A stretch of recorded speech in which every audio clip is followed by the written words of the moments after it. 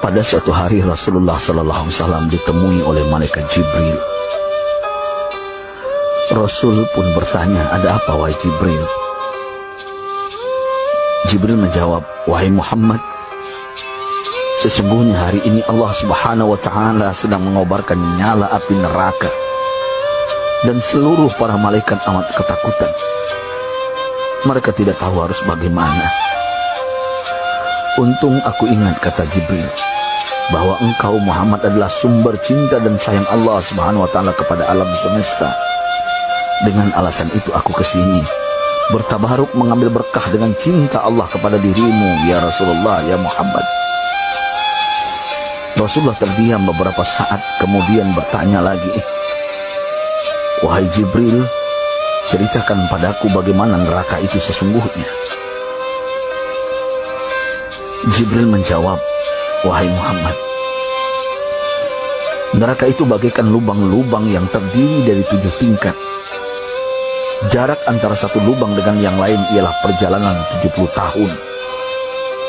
Lubang paling bawah adalah lubang yang paling panas." Nabi SAW meneruskan pertanyaannya, "Lalu siapakah penghuni lubang-lubang neraka itu, wahai Jibril? Sampaikan kepadaku, Jibril." Jibril menjawab, "Lubang yang paling bawah diciptakan untuk orang-orang munafik.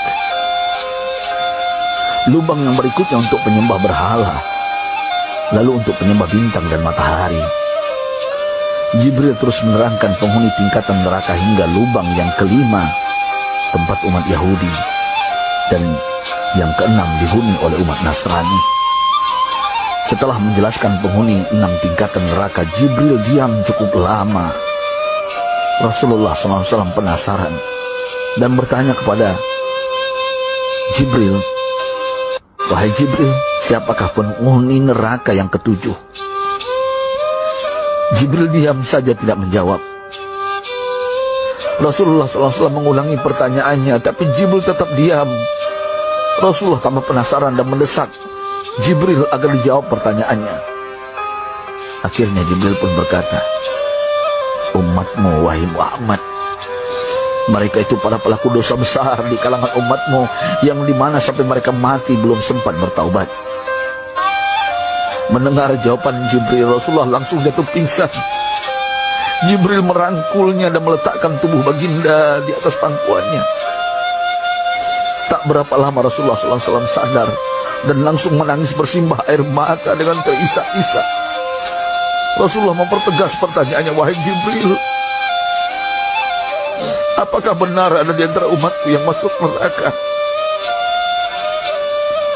Jibril menjawab, "Benar, wahai Muhammad, pelaku dosa besar di antara umatmu yang belum bertaubat."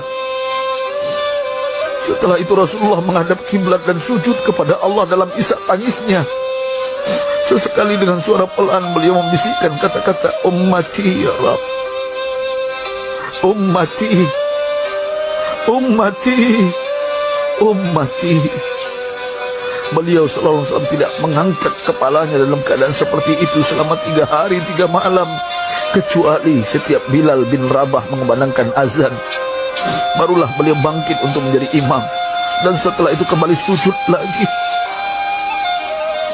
Pada hari ketiga Abu Bakar menyadari hal ini, beliau mengetuk pintu Rasulullah dan mengucapkan salam 3 kali, namun tidak terdengar jawaban.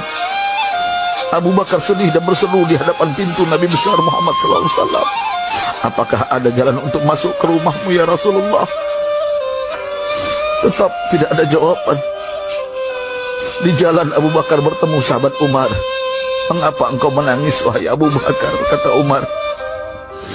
Abu Bakar menceritakan keadaan Rasulullah SAW. Maka Umar pun melangkah menuju rumah Rasulullah dan terjadilah hal yang sama. Umar pun pulang dan menangis. Di jalan Umar bertemu sahabat Salman Al-Farisi. Dengan terisak Umar bercerita kepada Salman hingga membuat dia amat sedih, namun tidak berani mengulangi hal yang sama. Salman melangkah menuju rumah Fatimah radhiyallahu anha dan menceritakan hal itu. Setengah berlari Fatimah menuju rumah ayah tercinta dan mengetuk pintu sambil mengucapkan salam. Mendengar suara lembut putri tercinta, sejuklah dada Rasulullah. Beliau bangkit dari sujud dan membuka pintu. Alangkah terkejutnya Fatimah melihat Rasulullah, ayah tercinta, amat kurus dan pucat. Fatimah memeluknya lalu menangis. Wahai ayah, apa yang terjadi? Mengapa engkau amat sedih seperti ini? Rasulullah kembali menangis dan berkata dengan suara lirih, wahai Fatimah, belahan jiwaku, bagaimana mungkin aku tidak sedih sedangkan Jibril mengatakan akan ada kelak umatku yang akan masuk neraka. Subhanallah, betapa besar cinta Rasulullah kepada kita umatnya. Sahabatku, Rasulullah mencintai kita. Antaman ma'aman ahbabta, engkau akan berkumpul dengan orang yang kau cintai. Mari kita mencintai baginda Nabi besar Muhammad SAW yang mencintai kita, umat yang tidak rela kita masuk neraka. Mari kita mencintai beliau dengan berselawat. Sahabatku, sampaikan, Rasul mengajarkan kepada kita, man dalla ala khairin falau mislu ajri fa'ilin. Siapa yang menunjukkan kepada kebaikan, maka dia akan mendapatkan pahala seperti orang yang mengerjakannya. Mudah-mudahan ini menjadi pahala jariah bagi kita.